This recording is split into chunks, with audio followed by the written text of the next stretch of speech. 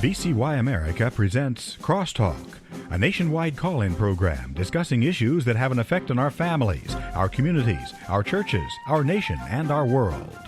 Crosstalk, an opportunity for you to voice your concerns for biblical principles.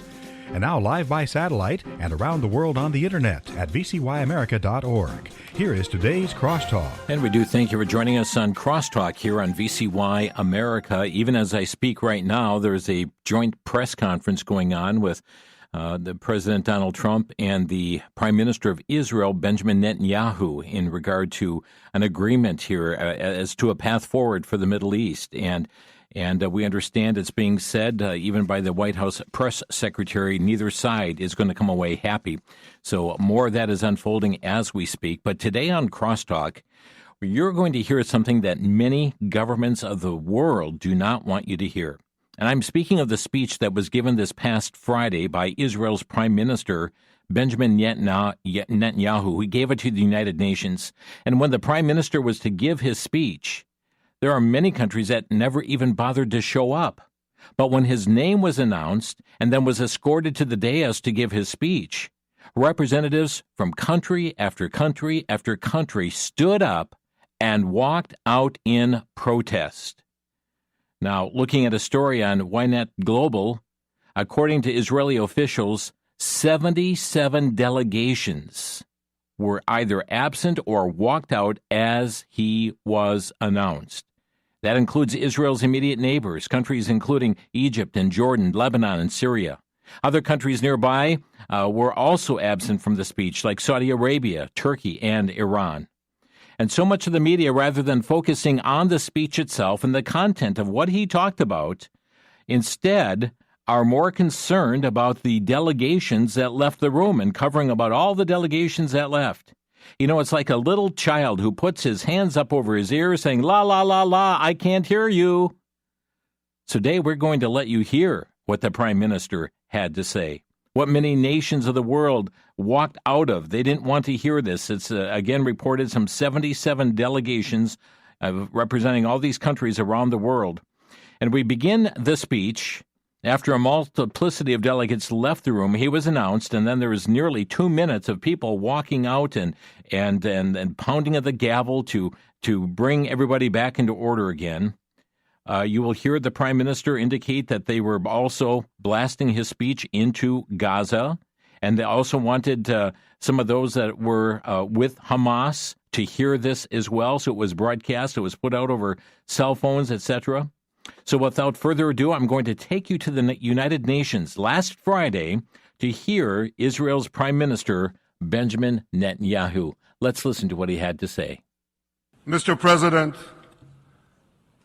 the families of our dear hostages languishing in the dungeons of Gaza, ladies and gentlemen,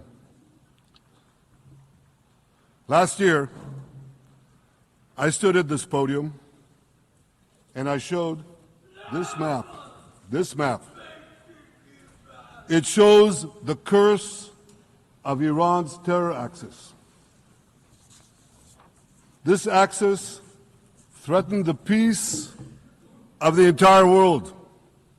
It threatened the stability of our region and the very existence of my country, Israel. Iran was rapidly developing a massive nuclear weapons program and a massive ballistic missile program. These were meant not only to destroy Israel, they were meant also to threaten the United States and blackmail nations everywhere.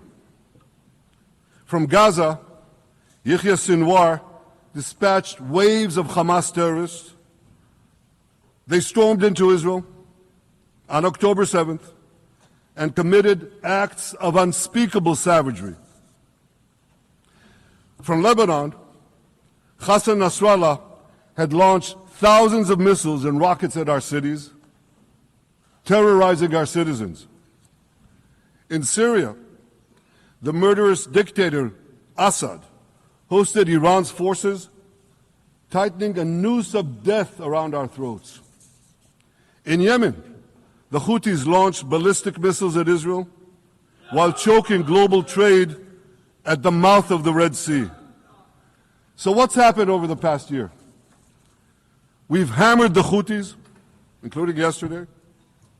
We crushed the bulk of Hamas's terror machine. We crippled Hezbollah, taking out most of its leaders and much of its weapons arsenal. You remember those beepers, the pagers? We paged Hezbollah. And believe me, they got the message. And thousands of terrorists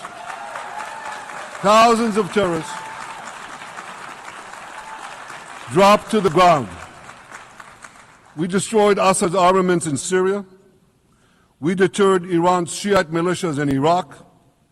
And most importantly, and above anything else that I could say to you or that we did in this past year, in this past decade, we devastated Iran's atomic weapons and ballistic missiles programs.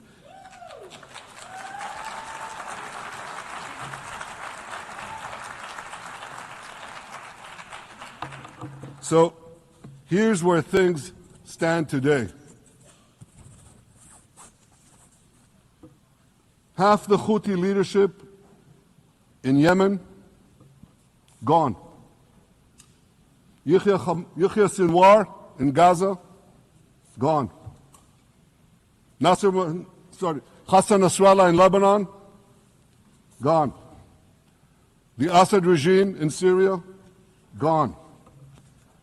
Those militias in Iraq, well, they're still deterred. And their leaders, if they attack Israel, will also be gone. And for Iran's top military commanders and its top atomic bomb scientists, well, they're gone too.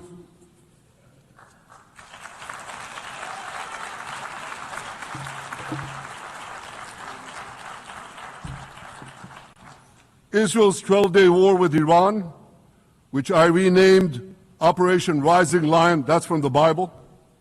This 12-day war will go down in the annals of military history. Our daring pilots neutralized Iran's missile defenses and took control of the skies over Tehran. And you saw this. Israeli fighter pilots and American B-2 pilots bombed Iran's nuclear enrichment sites. I want to thank President Trump for his bold and decisive action.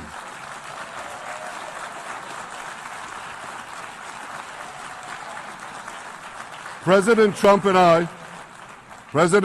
I promised to prevent Iran from developing nuclear weapons, and we delivered on that promise.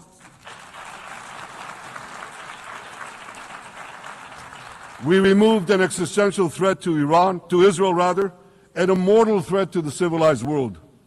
We lifted a dark cloud that could have claimed millions and millions of lives. But, ladies and gentlemen, we must remain vigilant. We must remain absolutely clear-minded and vigilant.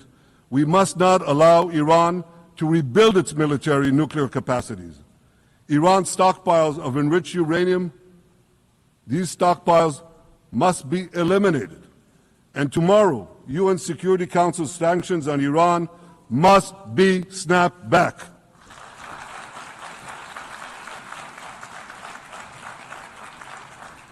Thanks to the resolve of our people, the courage of our soldiers, and the bold decisions we took, Israel rebounded from its darkest day to deliver one of the most stunning military comebacks in history.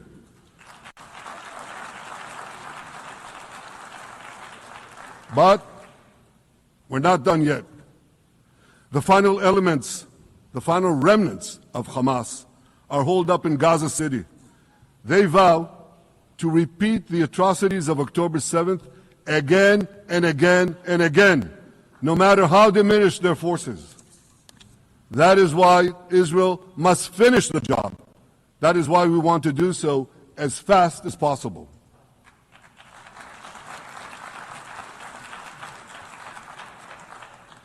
Ladies and gentlemen, much of the world no longer remembers October 7th. but we remember. Israel remembers October 7th. On that day, well, I'll tell you, you can remember October 7th too. You see this large pin here? It's a QR code. What I ask you to do is hold up your phones, zoom in, and you too will see why we fight and why we must win. It's all in here. On October 7th, Hamas carried out the worst attack on Jews since the Holocaust. They slaughtered 1,200 innocent people, including over 40 Americans and foreign nationals from dozens of countries represented here. They beheaded men. They raped women.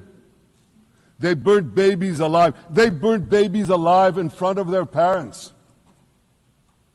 What monsters!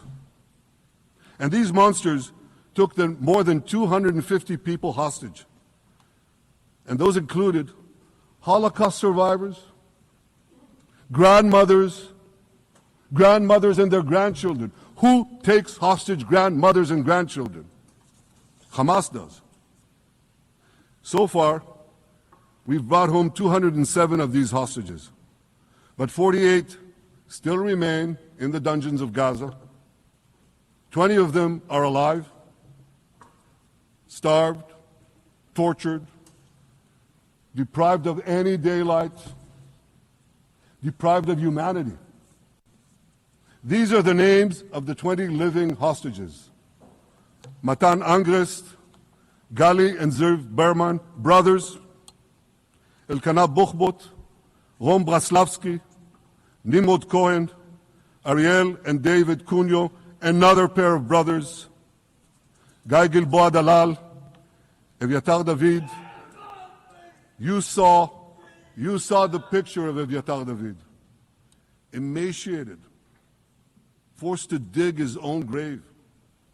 Maxim Herkin, Eitan Horn, Segev Kalfon, Bar Kupperstein, Omri Meran, Eitan Moore, Yosef Chaim Ochana, Alon Ohel, Avinatam Or, and Matan Tsengarker.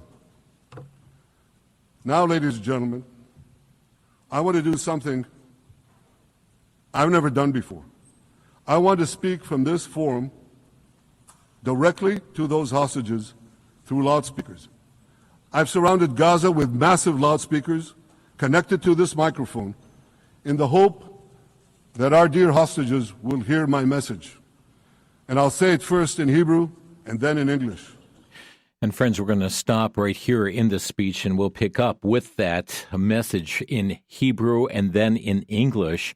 This is the Prime Minister of Israel, Benjamin Netanyahu, who spoke last Friday before the United Nations General Assembly. Before he spoke, of course, there was this mass exodus that took place. And what was interesting is just, a day beforehand, that many were there. Israel was there and others, and many were there to hear Mahmoud Abbas, who spoke there, and many of them applauded him as he spoke, but did not want to hear what the Prime Minister of Israel had to say. We'll take a quick break. We'll be back in 1 minute. You're listening to Crosstalk on the VCY America Network.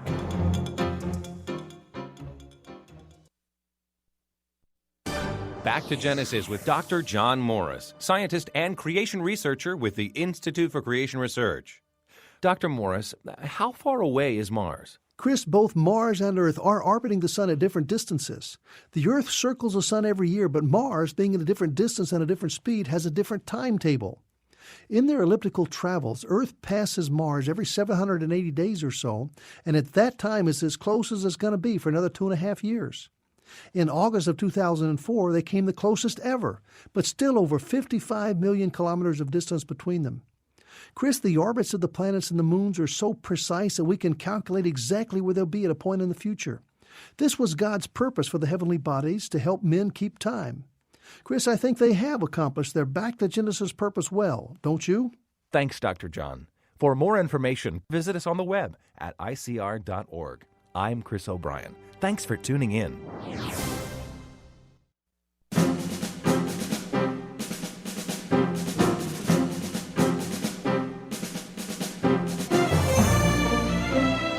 listening to Crosstalk on VCY America, and this past Friday, the Prime Minister of Israel, Benjamin Netanyahu, spoke a very powerful speech before the United Nations, and now also had plugged in from his microphone to speakers in Gaza. He wanted the Gazans to hear. He wanted Hamas to hear. He wanted even prisoners to hear what it was that he had to say. He mentioned that he's going to speak first in Hebrew and then in English. Let's listen back to his speech that he delivered this past Friday. אחינו הגיבורים, מדבר ראש הממשלה בנימין נתניהו. אני פונה עליכם מעל בימת האו"ם. לא שכחנו אתכם, אפילו לא לשנייה.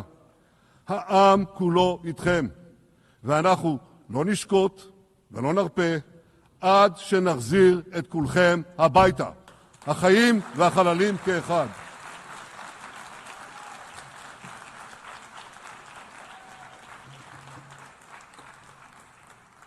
Our brave heroes. This is Prime Minister Netanyahu speaking to you live from the United Nations. We have not forgotten you, not even for a second. The people of Israel are with you. We will not falter and we will not rest until we bring all of you home.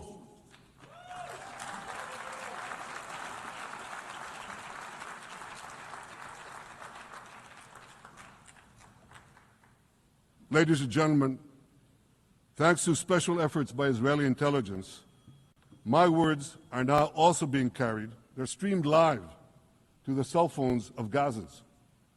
So to the remaining Hamas leaders and to the jailers of our hostages, I now say, lay down your arms.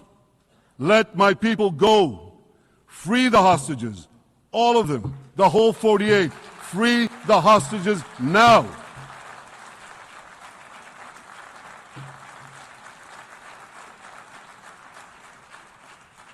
If you do, you will live. If you don't, Israel will hunt you down. Ladies and gentlemen, if Hamas agrees to our demands, the war could end right now. Gaza would be demilitarized, Israel would retain overriding security control, and a peaceful civilian authority would be established by Gazans and others committed to peace with Israel. And of course, you understand that the war in Gaza has affected every Israeli. But I'm sure there are people in New York or in London or in Melbourne and elsewhere who are probably thinking, what does all of this have to do with me? And the answer is everything. Because our enemies are your enemies. So let's do something else first at the UN. Let's do a pop quiz. And raise your hand if you know the answer. Here's the first question. Who shouts death to America? Is it A, Iran, B, Hamas, C, Hezbollah, D, the Houthis, or E, all of the above? All of the above. Correct. All of the above. Second question. Who has murdered Americans and Europeans in cold blood? Is it A, Al-Qaeda, B, Hamas, C, Hezbollah, D, Iran, or E, all of the above? All of the above. Correct. Again. So here's the point I wanted to make. Our enemies hate all of us with equal venom. They want to drag the modern world back to the past, to a dark age of violence, fanaticism, and terror. I think many of you are already feeling in your own societies the radical Islamist surge. You know, I'm sure you do, you know deep down that Israel is fighting your fight. So I want to tell you a secret. Behind closed doors, many of the leaders who publicly condemn us privately thank us. They tell me how much they value Israel's superb intelligence services, that have prevented time and again terrorist attacks in their capitals, time and again saving countless lives. General George Keegan, former head of U.S. Air Force intelligence, once said, "If the United States had to gather on its own the intelligence that Israel gives us, we would have to establish 5 CIAs. 5 CIAs. This past June, when Israel struck Iran's nuclear facilities, German Chancellor Merz admitted the truth. He said, Israel is doing the dirty work for all of us. President Trump understands better than any other leader that Israel and America face a common threat. He showed the world that when Iran and its proxies murder Americans, take Americans hostage, shout death to America, burn American flags, and try to assassinate the President of the United States, not once, but twice. He showed them there is a price to pay for all that.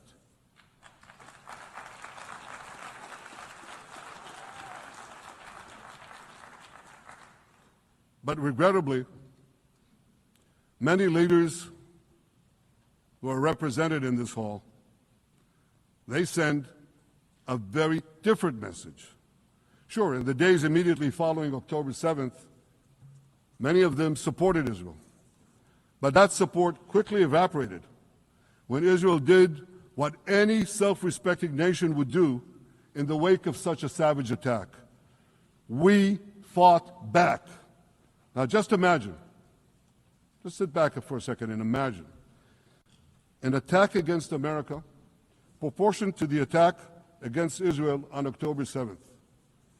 Imagine a regime, a terror regime, dispatching thousands of terrorists to invade the United States. They massacre 40,000 Americans. They take 10,000 Americans hostage. What do you think America would do? You think America would leave that regime standing? You don't think that. No way, not a chance. The United States would wipe out that terror regime and ensure that such savagery would never threaten America again. This is precisely what Israel is doing in Gaza. We're wiping out the terror regime of Hamas and ensuring that this savagery will never threaten Israel again. That's what we are doing. That's what any self-respecting government would do.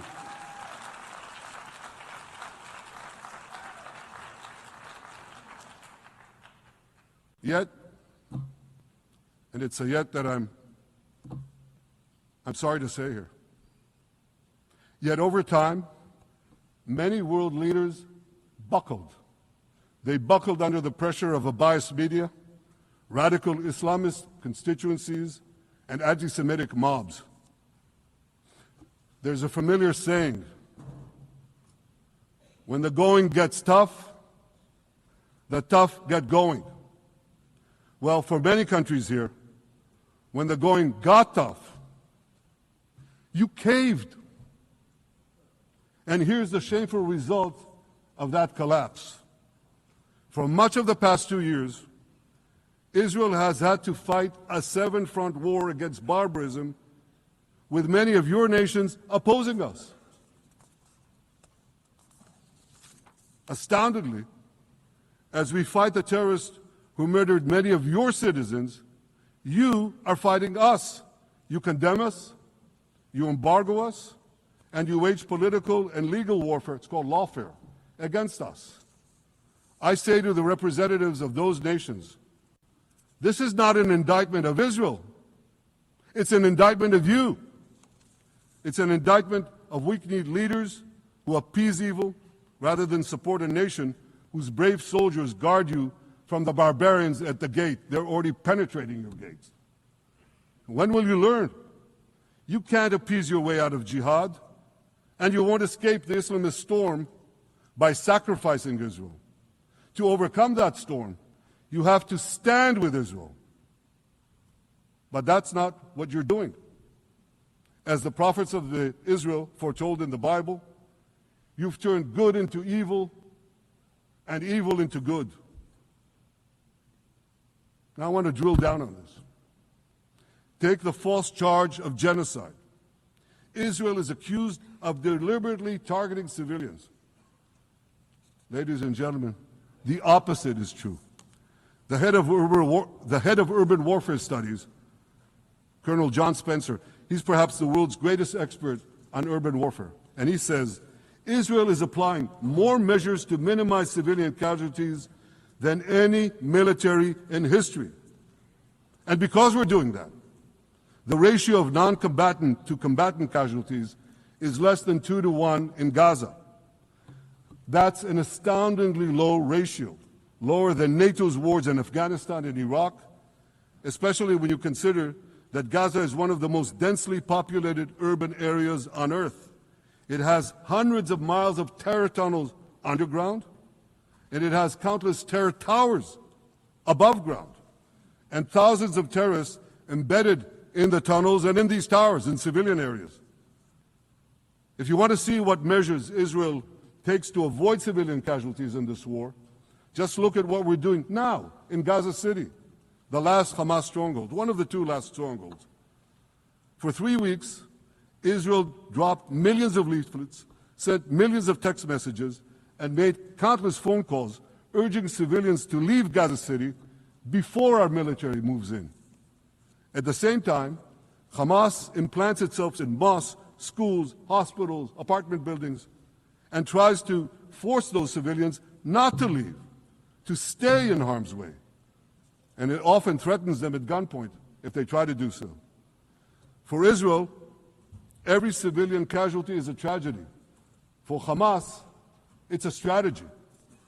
Hamas uses civilians as human shields and as props in its sick propaganda war in Israel, against Israel, a propaganda war that the Western media buys hook, line, and sinker. Now, despite Hamas's threats, close to 700,000 Gazans, almost 750,000, have already heeded our calls and moved to safe zones. Now I want to ask you a simple question, a simple, logical question. Would a country committing genocide plead with the civilian population it is supposedly targeting to get out of harm's way? Would we tell them, get out, if we want to commit genocide? We're trying to get them out. And Hamas is trying to keep them in. And this charge is so baseless. The comparison to genocide, wholesale slaughter of populations. What, did the Nazis ask the Jews to leave, kindly leave, go out? Did others, you want me to name all the genocidal leaders of history? Just go one by one. Did anyone do this? Did they say, get out so we can come in? Of course not. So the truth has been turned on its head. Hamas, a genocidal terrorist organization whose charter calls for the murder of all Jews on the planet. This genocidal organization is given a pass. Given a pass. Hamas given a pass. Yet the fingers of blame are placed upon Israel. Friends, this is a message not only you need to hear, the world needs to hear, and yet one that was boycotted by some 77 delegations across this planet. We'll be back with more in just 1 minute. You're listening to Crosstalk on VCY America. Universally, man's most basic need is the gospel. The gospel, or good news, that has the power to save. But despite this good news, many still resist its compelling message. In the book, Answers, Jesus and the Christian Message, authors Preston and Kelly Condra present the gospel and answer close to 50 objections that have been raised. For example, there is too much suffering and evil in the world. I reject a God who allows it.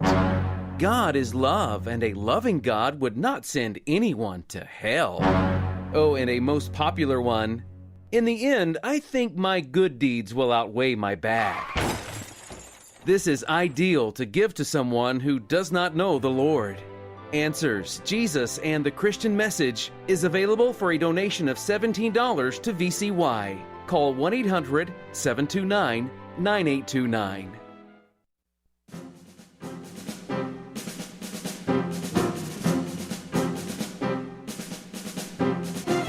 This is Crosstalk on VCY America. This was a speech boycotted by nations around the world, plugging their ears. They walked out. They wanted nothing to do with this. They did not want to hear what the Prime Minister has to say. And sadly, much of the legacy media, too, is not really focused on what he said, but more focused on the delegations walking out from before his presentation, or those who boycotted it altogether. Well, it's a message that's a powerful one. And as he speaks, friends, it's a message the world needs to hear, and felt it important that you hear this message on Crosstalk as well. Let's continue with his address last Friday before the United Nations. While Israel, which does everything it can to get civilians out of harm's way, Israel is put in the dock. What a joke. You want to hear another one? Israel is accused of deliberately starving the people of Gaza, when Israel is deliberately feeding the people of Gaza. Since the beginning of the war, Israel has let into Gaza more than 2 million tons of food and aid. That's 1 ton of aid for every man, woman, and child in Gaza. Nearly 3,000 calories per person per day. Some starvation policy. If there are Gazans who don't have enough food, it's because Hamas is stealing it. Hamas steals it, hoards it, and sells it at exorbitant prices to fight its war machine. Last month, even the UN, not exactly a supporter of Israel. You're supposed to laugh, by the way. Last month, even the UN admitted that Hamas and other armed groups looted 85% of the trucks. That's why you have deprivation. Those who peddled the blood libels of genocide and starvation against Israel are no better than those who peddled blood libels against the Jews in the Middle Ages, when they falsely accused us of poisoning wells, spreading plague, and using the blood of children to bake Passover matzahs. Anti-Semitism dies hard. In fact, it doesn't die at all. It just keeps coming back with its libelous lies, refurbished, regurgitated over and over again. And I want to tell you something else. These anti-Semitic lies, they have consequences. In recent months, Jews have been assaulted in Canada, Australia, Britain, France, the Netherlands, and elsewhere. Here in America, an elderly Holocaust survivor was burned to death in Colorado.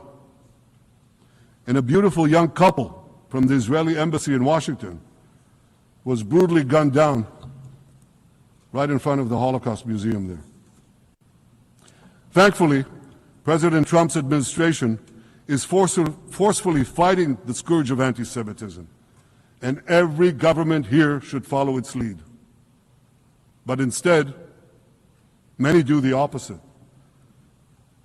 They actually reward the worst anti-Semites on earth. This week, the leaders of France, Britain, Australia, Canada, and other countries unconditionally recognized a Palestinian state. They did so after the horrors committed by Hamas on October 7th. Horrors praised on that day by nearly 90% of the Palestinian population. Now, let me say that again. Nearly 90% of Palestinians supported the attack on October 7th. It's not supported only, they celebrated it. They danced on the rooftops. They threw candies. That's both in Gaza and in Judea, Samaria, the West Bank, as you call it. And it's just the way they celebrated another horror, 9/11. They danced on the rooftops. They cheered. They threw candy. You know what message the leaders who recognize the Palestinian state this week sent to the Palestinians? It's a very clear message. Murdering Jews pays off. Well, I have a message for these leaders. When the most savage terrorists on earth are effusively praising your decision, you didn't do something right. You did something wrong, horribly wrong. Your disgraceful decision will encourage terrorism against Jews and against innocent people everywhere. It will be a mark of shame on all of you.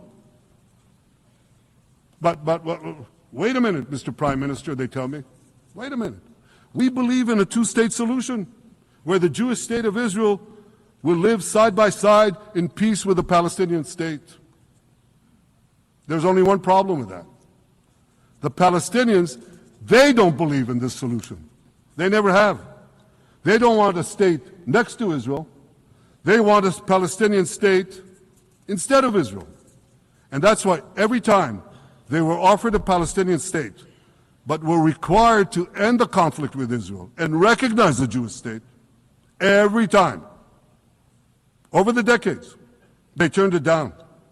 And that is why every time they were given territory, they used it to attack us. In fact, they effectively had a Palestinian state in Gaza. So what did they do with that state? Peace? Coexistence? No. They attacked us time and time again. Totally unprovoked. They fired rockets into our cities. They murdered our children. They turned Gaza into a terror base from which they committed the October 7th massacre. So here's the uncomfortable truth.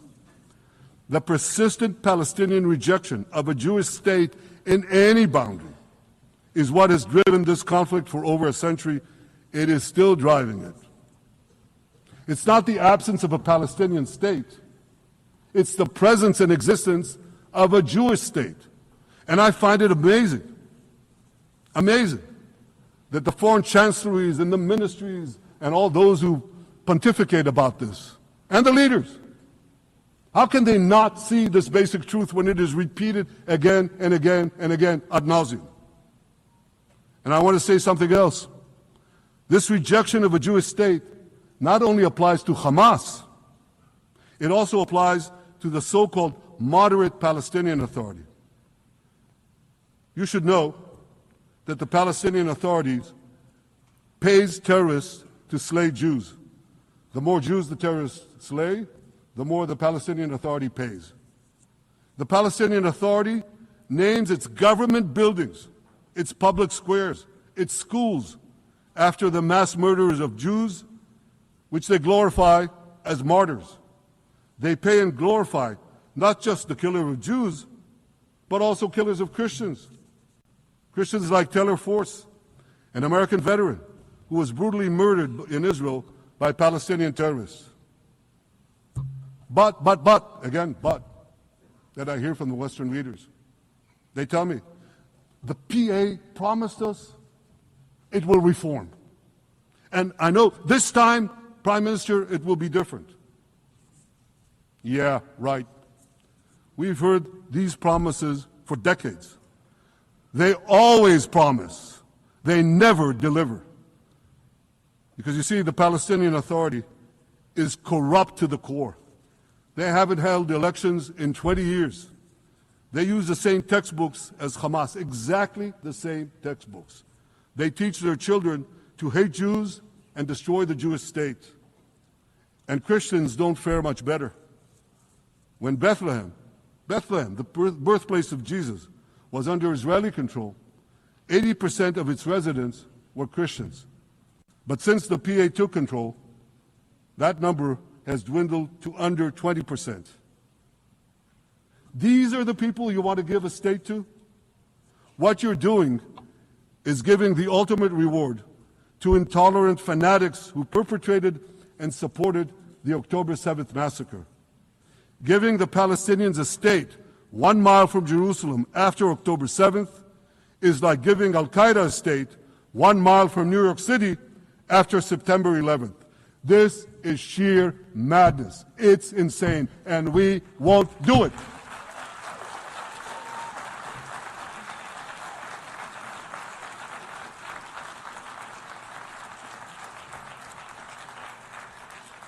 So here's another message to those Western leaders. Israel will not allow you to shove a terror state down our throats. We will not commit national suicide because you don't have the guts to face down a hostile media and anti-Semitic mobs demanding Israel's blood. And I want you to grasp something else, which is also distorted in the media. I say this not only in my name or the name of my government, but on behalf of all the people of Israel.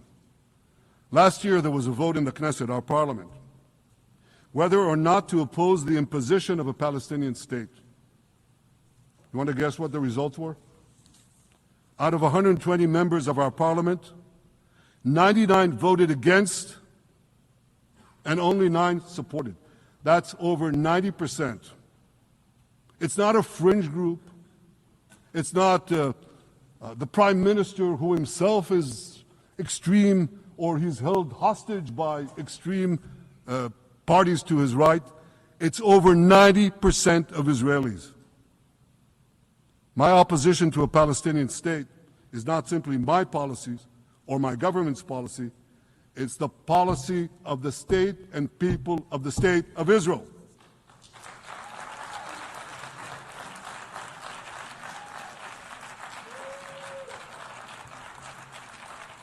Western leaders may have buckled under the pressure. And I guarantee you one thing, Israel won't. Israel's victories over the Iranian... Thank you, I know you won't too, that's good. Israel's victories over the Iranian terror axis have opened up possibilities for peace that were unthinkable 2 years ago.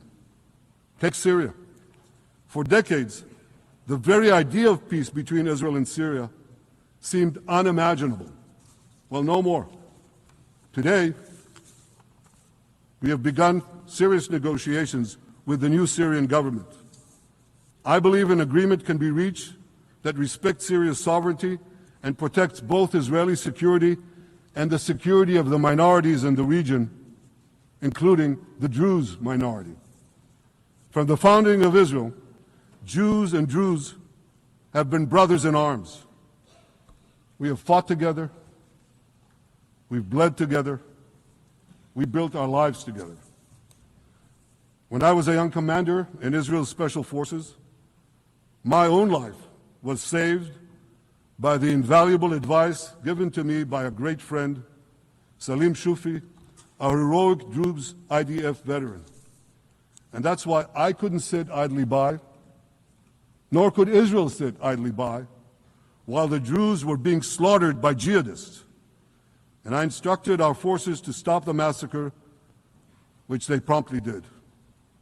We're going to pause one more time right here and pick up for the remainder of his speech. As you heard him say, the media is giving a total different story, and you're hearing it firsthand from the Prime Minister. It's a message that this nation needs. It's a message that the world needs to hear. Many countries boycotting this, sticking their fingers in their ears, saying, we can't hear you. Well, friends are not listening. You are. Thank you for joining us on Crosstalk. We'll be back in a minute.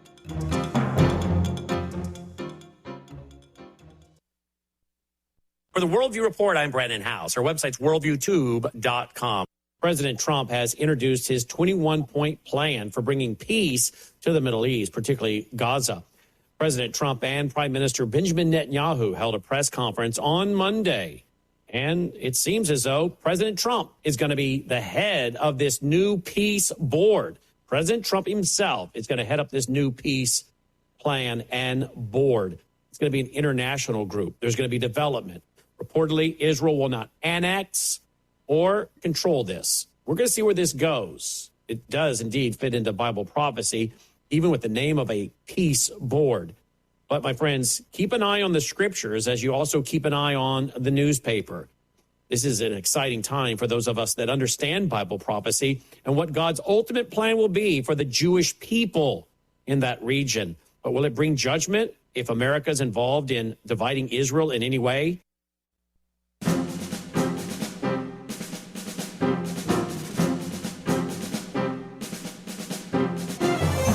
This is Crosstalk on VCY America, presenting to you a speech that the world does not want you to hear.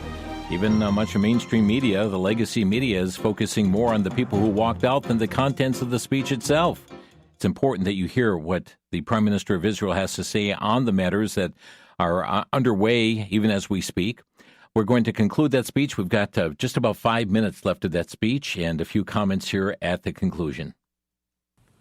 Peace between Israel and Lebanon is possible as well.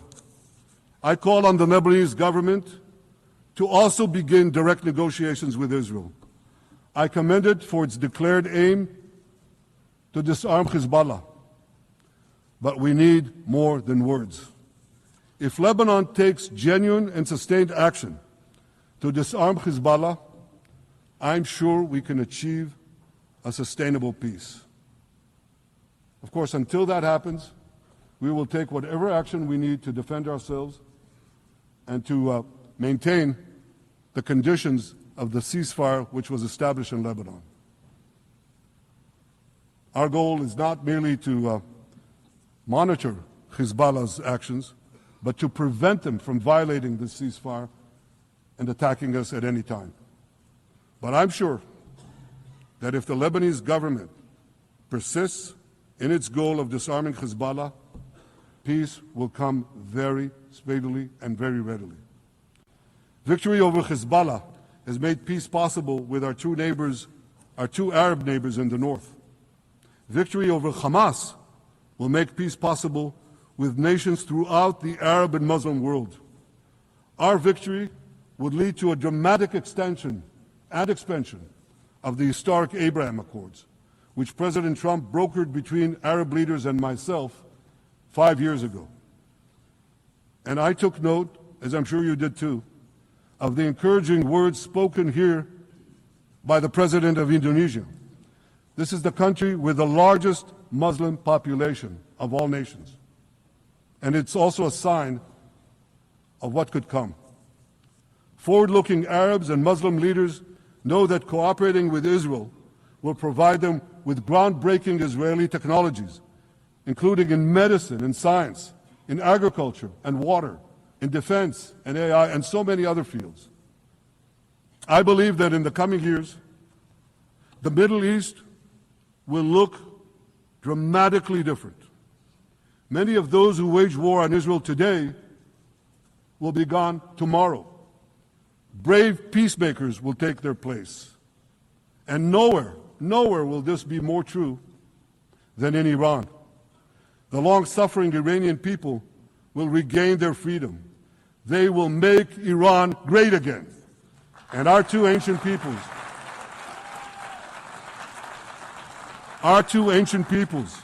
the people of Israel and the people of Iran, will restore a friendship that will benefit the entire world.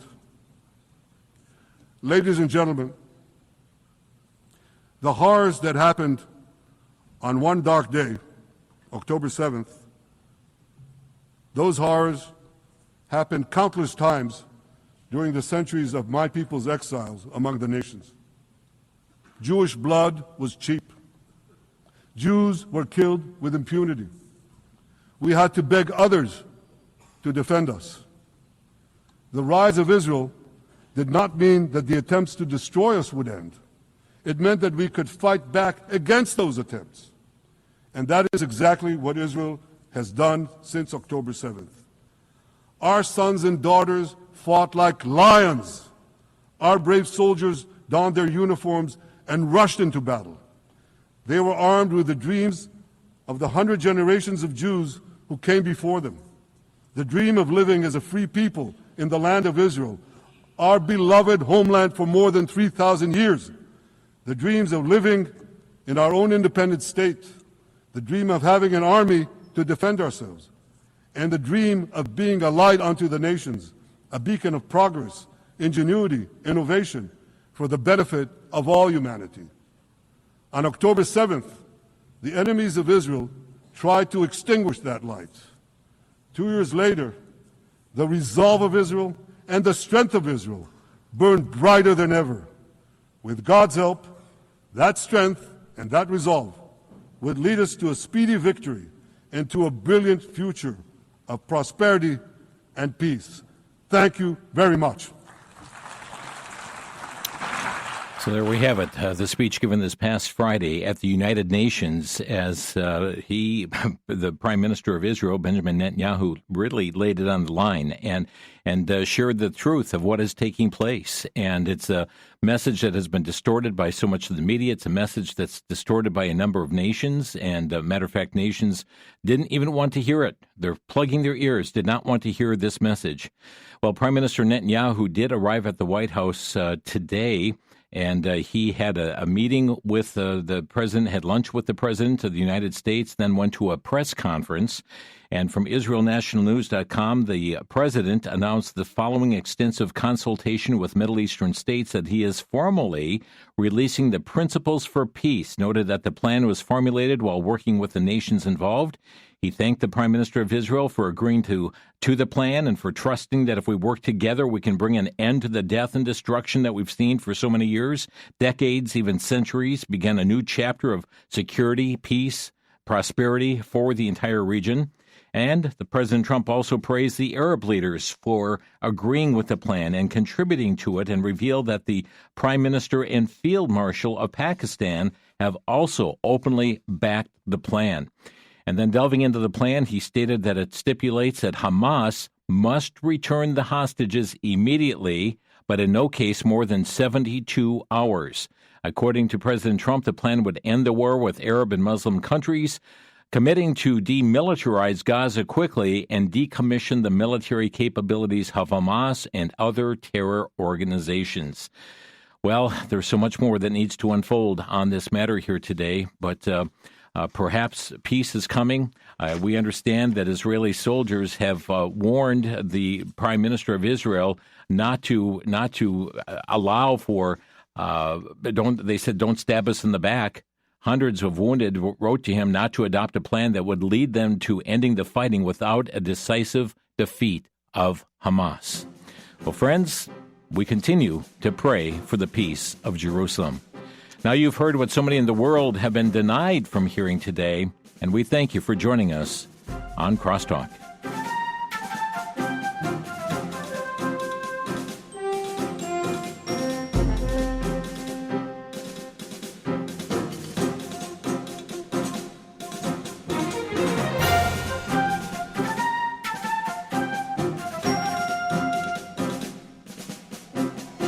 You've been listening to Crosstalk via satellite and the internet from VCY America. Views expressed may or may not be those of this station. For a CD of today's program, send a donation of $6 or more to VCY Take Ministry, 3434 West Kilbourne Avenue, Milwaukee, Wisconsin, 53208, or download by RSS or podcast from crosstalkamerica.com. And join us again for Crosstalk.